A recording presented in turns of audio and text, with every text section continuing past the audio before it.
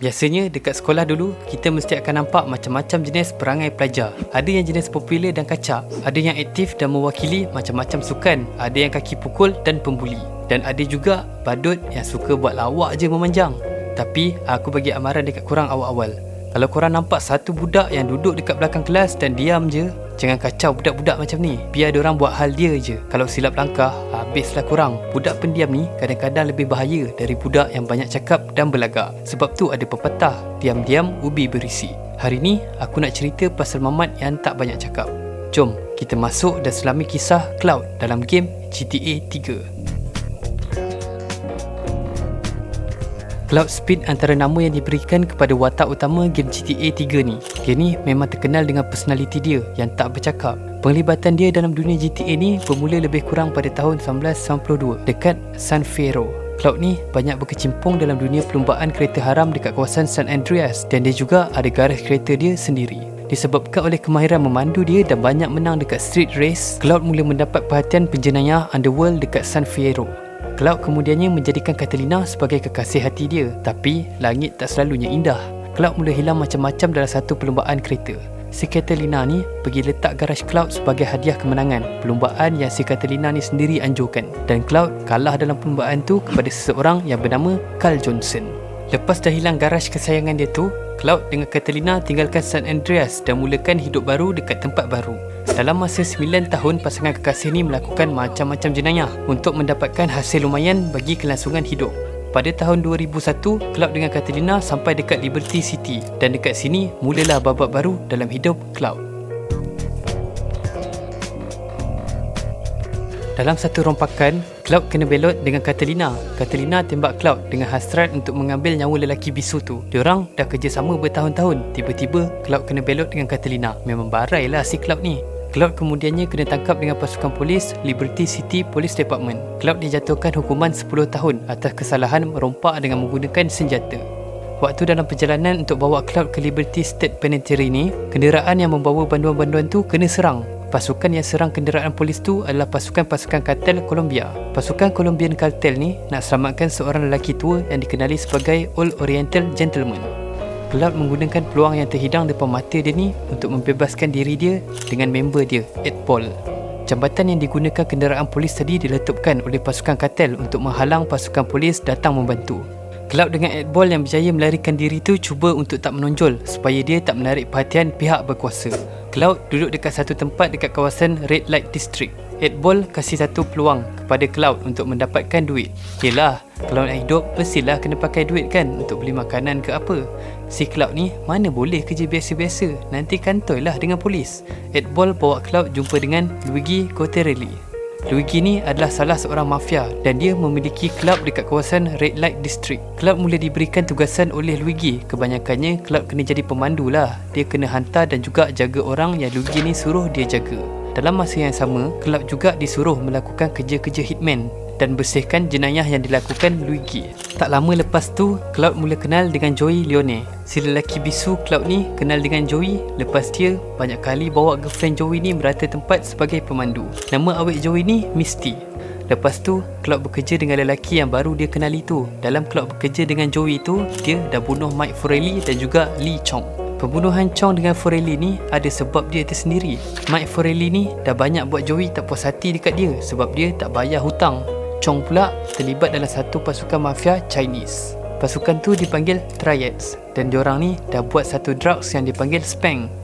Dan Chong ni antara orang yang banyak terlibat dalam penjualan drugs Spank ni. Tindakan tu membuatkan geng mafia lain tak puas hati lah. Pasukan Triad dah kacau bisnes diorang. Lepas tengok kemahiran Cloud, Joey nampak potensi dalam diri lelaki bisu tu. Joey kemudiannya kenalkan Cloud kepada Tony Capriani. Tony kasih tahu Cloud yang dia memang tak puas hati dengan pasukan Triads dan dia nak cetuskan peperangan di antara Triad dan juga pasukan mafia Leone. Cloud kemudiannya dikenalkan kepada ahli-ahli ranking tinggi mafia Dan dia kenal dengan Salvatore Leone. Atas kerja-kerja yang dilakukan Cloud, dia mendapat reputasi yang baik dalam pasukan tu. Salvatore sendiri memang cukup terpegun dengan kebolehan yang dia nampak dekat Cloud. Boleh cakap yang Cloud ni jadi antara ahli kegemaran Salvatore lah masa ni. Lepas mendapat kepercayaan dari Salvatore, Cloud kemudiannya ditugaskan untuk menjadi pemandu dan juga pengawal kepada isteri Salvatore, Maria. Ada satu tugasan di mana Cloud kena hantar Maria ni pergi satu parti. Waktu Maria tengah sibuk berparti tu, pasukan polis buat serbuan. Maria ni bernasib baik sebab dia berada di dalam pengawasan Cloud. Cloud berjaya membawa Maria keluar dari tempat tu dan bawa dia balik dekat rumah agam Salvatore. Kemudiannya, Cloud berjumpa dengan Salvatore.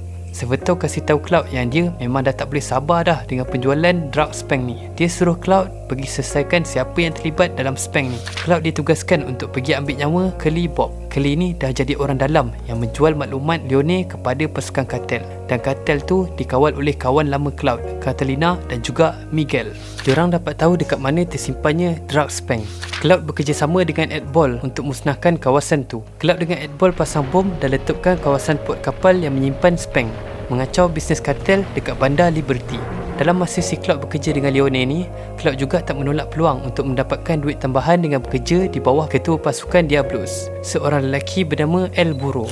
Dia buat kerja-kerja macam side quest lah dengan si El Burro ni. Dan Cloud juga kerja dan membantu Marty Chongs.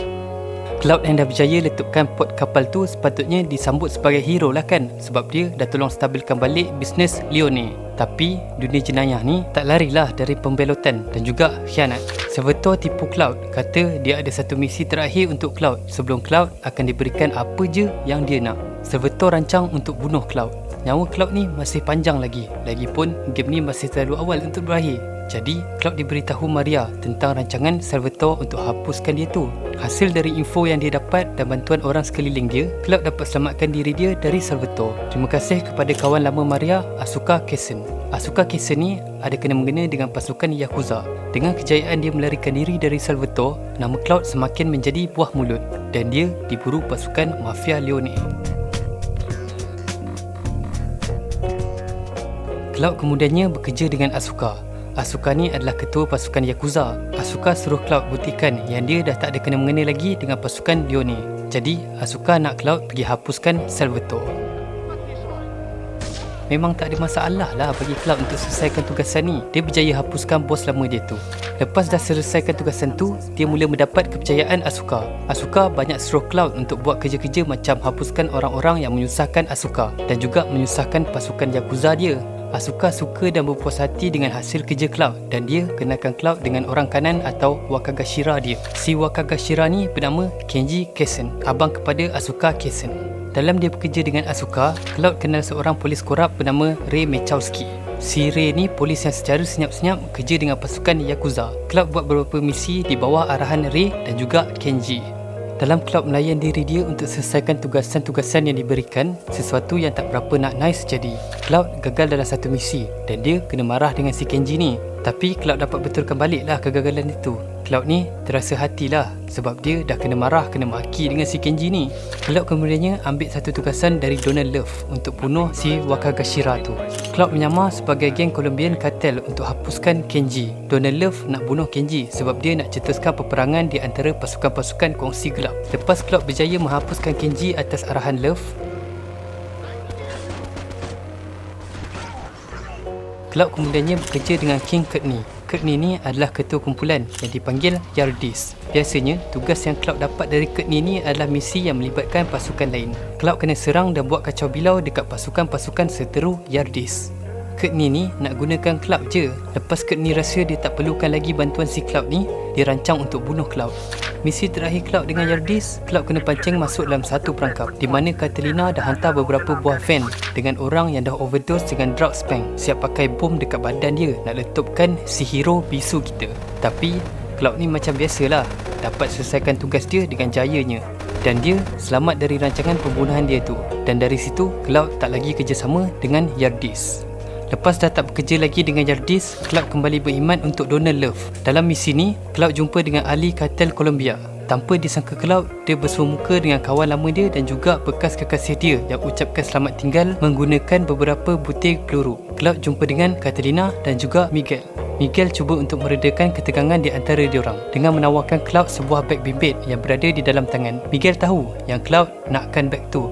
Cloud disuruh Donald Love untuk menjaga dan mencari beg tersebut. Tapi Katerina ni tak reti nak menunggu. Dia tak beri ruang untuk rundingan di antara Cloud dan juga Miguel tu menemukan kata putus. Katerina keluarkan sepucuk pistol dan tembak bahagian belakang badan Miguel. Katerina buat semua ni untuk alihkan perhatian Cloud. Dalam masa Cloud terpinga-pinga dengan apa yang jadi, Katerina memanfaatkan masa tersebut dengan dia melarikan diri. Katerina tak puas hatilah sebab bekas kekasih dia tu tak mati. Pasangan mana je yang suka bila bekas kekasih dia tu dapat tahu benda buruk yang dia buat. Dan Katerina kena tangkap depan-depan pula tu. Caught red-handed lah diorang cakap. Memang dalam fikiran dia, fikir nak lari je lah kan. Hahaha. Katerina lari tu betul-betul beberapa saat sebelum ketua Yakuza sampai. Si Asuka ni tak tahu siapa yang bunuh abang dia. Jadi membabi buta si Asuka ni salahkan Miguel dengan pasukan Colombian Cartel Miguel. Asuka minta Cloud tinggalkan tempat kejadian. Asuka nak bantai Miguel ni cukup-cukup. Cloud nampak yang Asuka betul-betul ingat si Colombian Cartel yang bunuh Kenji, dan Cloud pun teruskan lakonan dia sebagai seseorang yang tak bersalah dan seorang ahli setia yang bekerja dengan pasukan Yakuza. Padahal si Cloud ni lah yang jadi dalang dalam kematian Kenji atas arahan Donald. Diam-diam si Cloud ni pandai juga dia berlakon. Sebab itulah kadang-kadang kita kena diam je dan tengok situasi macam mana. Lepas tu kita cuba untuk muatkan diri kita. Lebih kurang macam blend in ourselves in the situation lah. Dalam waktu ni, Cloud dengar arahan Asuka dan dia pergi serang pasukan-pasukan kartel, dan dia juga cuba untuk hapuskan drug spank tu. Dalam masa dia buat tugasan yang Asuka suruh dia buat tu, Cloud jumpa dengan seseorang yang boleh kasih dia buat duit tambahan. Cloud kenal D-Ice, ketua kepada Red Jack. Cloud ni memang cukup bahaya dengan penggunaan senjata api, jadi memang cukup membantulah bagi si D-Ice ni. Senang betul si Cloud ni buat duit tambahan. Kalau aku nak buat duit tambahan tu, platform dah ada dah, tapi still juga kena sidai. Dapat pun sikit-sikit je lah. Mungkin aku kena belajar banyak sikit lagi dengan si Cloud ni. Macam mana dia senang-senang je dapat job tepi. Hahaha. Cloud balik semula dekat tempat dia tinggalkan Asuka untuk Asuka selesaikan Miguel. Cloud nampak dua-dua orang yang dia kenal tu dah ditinggalkan tak bernyawa. Miguel mati kena tikam dan Asuka pula dah terbaring. Ada satu nota tak jauh dari jasad Asuka tu. Katerina lah yang tulis surat tu. Dia nak Cloud kasih duit tebusan. Maria dah berada di dalam genggaman Katerina.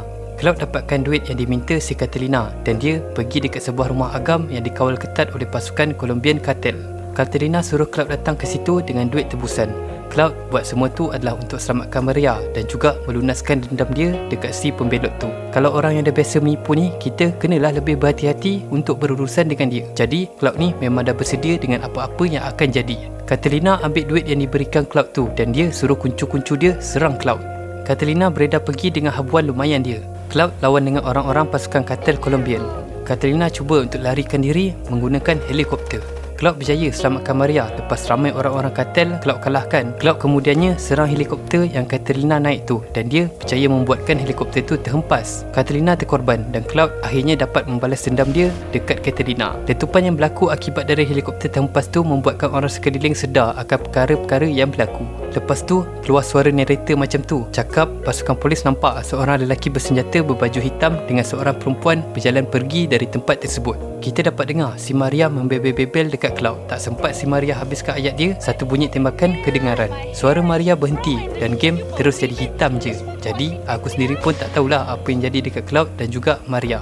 Tapi pada 2011 Rockstar Game kasih keterangan yang Cloud ni tak mati lagi. Tapi Rockstar sendiri pun tak kasih tahu apa yang jadi kat Cloud. Boleh jadi dia kena tangkap atau dia berjaya selamatkan diri dia dan hidup tanpa pengetahuan orang ramai.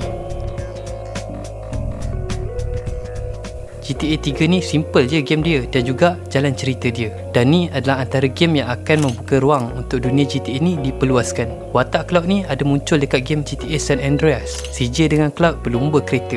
Bila ada Cloud, ada jugalah Katerina ni. Watak bisu si Cloud ni lah yang buatkan dia masih diingati para pemain GTA 3. Perangai dia yang diam je tu membuatkan dia nampak cool je setiap masa. Tak payah nak kecoh-kecoh ke apa. Untuk aku, Cloud ni memang nampak awesome lah. Jadi, inilah kisah si Cloud, The Mute Boy. Thank you sebab tengok video aku kali ni. Jadi, apa game GTA kegemaran korang? Untuk aku personally, GTA San Andreas lah. Nanti aku akan cover kisah hidup watak utama dalam game GTA San Andreas pula. Thank you for watching. Dan selami kisah Cloud ni sama-sama dengan aku. Korang memang gempak. Jumpa lagi dalam video aku yang seterusnya. Ciao.